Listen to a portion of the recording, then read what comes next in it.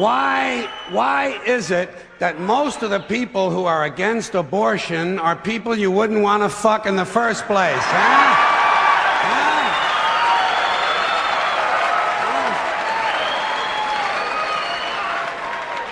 Boy, these conservatives are really something, aren't they? They're all in favor of the unborn. They will do anything for the unborn. But once you're born, you're on your own. Pro-life conservatives are obsessed with the fetus from conception to 9 months. After that, they don't want to know about you. They don't want to hear from you. No, nothing. No neonatal care, no daycare, no Head Start, no school lunch, no food stamps, no welfare, no nothing. If you're pre-born, you're fine. If you're preschool, you're fucked. You're fucked.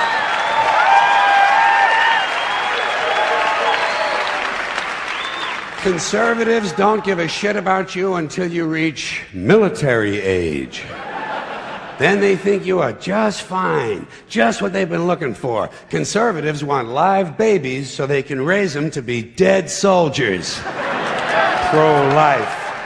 Pro-life. These people aren't pro-life, they're killing doctors. What kind of pro-life is that? What, they'll do anything they can to save a fetus, but if it grows up to be a doctor, they just might have to kill it? They're not pro-life. You know what they are? They're anti-woman. Simple as it gets. Anti-woman. They don't like them. They don't like women. They believe a woman's primary role is to function as a broodmare for the state.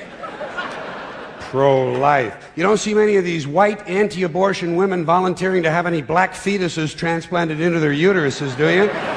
No, you don't see them adopting a whole lot of crack babies, do you? No, that might be something Christ would do. And you won't see a lot of these pro-life people dousing themselves in kerosene and lighting themselves on fire. You know, morally committed religious people in South Vietnam knew how to stage a goddamn demonstration, didn't they? Huh?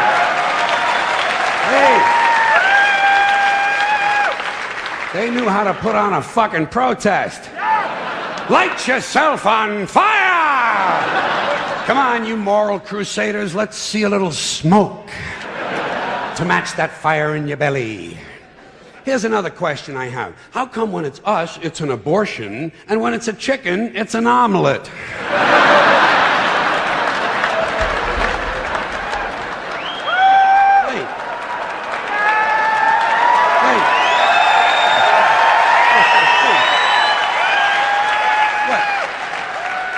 Are we so much better than chickens all of a sudden?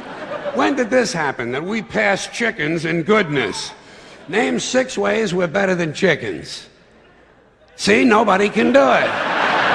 You know why? Because chickens are decent people. You don't see chickens hanging around in drug gangs, do you? You don't see a chicken strapping some guy to a chair and hooking up his nuts to a car battery, do you? When's the last chicken you heard about came home from work and beat the shit out of his hen, huh? Doesn't happen. Because chickens are decent people. Well, let's get back to this abortion shit. Now, is a fetus a human being? This seems to be the central question. Well, if a fetus is a human being, how come the census doesn't count them? If a fetus is a human being, how come when there's a miscarriage, they don't have a funeral? If a fetus is a human being, how come people say we have 2 children and 1 on the way, instead of saying we have 3 children? People say life begins at conception. I say life began about 1 billion years ago, and it's a continuous process. Continuous, just keeps rolling along. Rolling along. I say, you know something? Listen, you can go back further than that. What about the carbon atoms? Huh? Human life could not exist without carbon. So is it just possible that maybe we shouldn't be burning all this coal? Just looking for a little consistency here in these anti-abortion arguments. See, the really hardcore people will tell you life begins at fertilization. Fertilization when the sperm fertilizes the egg, which is usually a few moments after the man says, gee, honey, I was going to pull out, but the phone rang and it startled me.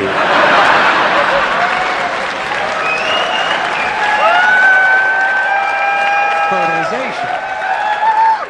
But even after the egg is fertilized, it's still 6 or 7 days before it reaches the uterus and pregnancy begins. And not every egg makes it that far. 80% of a woman's fertilized eggs are rinsed and flushed out of her body once a month during those delightful few days she has.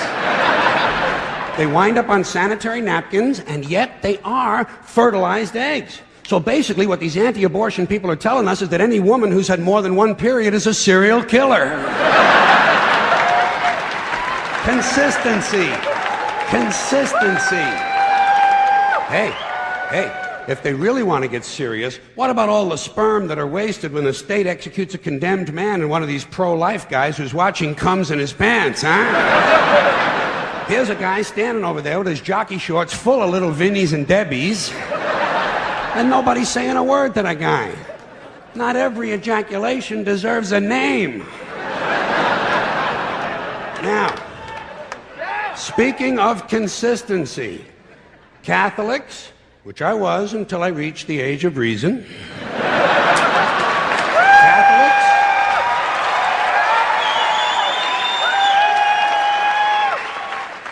Catholics and other Christians are against abortions, and they're against homosexuals. Well, who has less abortions than homosexuals? Leave these fucking people alone, for Christ's sakes. Here is an entire class of people guaranteed never to have an abortion. And the Catholics and Christians are just tossing them aside. You'd think they'd make natural allies. Go look for consistency in religion. And speaking to my friends, the Catholics, when John Cardinal O'Connor of New York and some of these other cardinals and bishops have experienced their first pregnancies and their first labor pains and they've raised a couple of children on minimum wage, then I'll be glad to hear what they have to say about abortion. I'm sure it'll be interesting. Enlightening, too. But in the meantime, what they ought to be doing is telling these priests who took a vow of chastity to keep their hands off the altar boys. Keep your hands to yourself, Father. You know? When Jesus said, "Suffer the little children come unto me," that's not what he was talking about.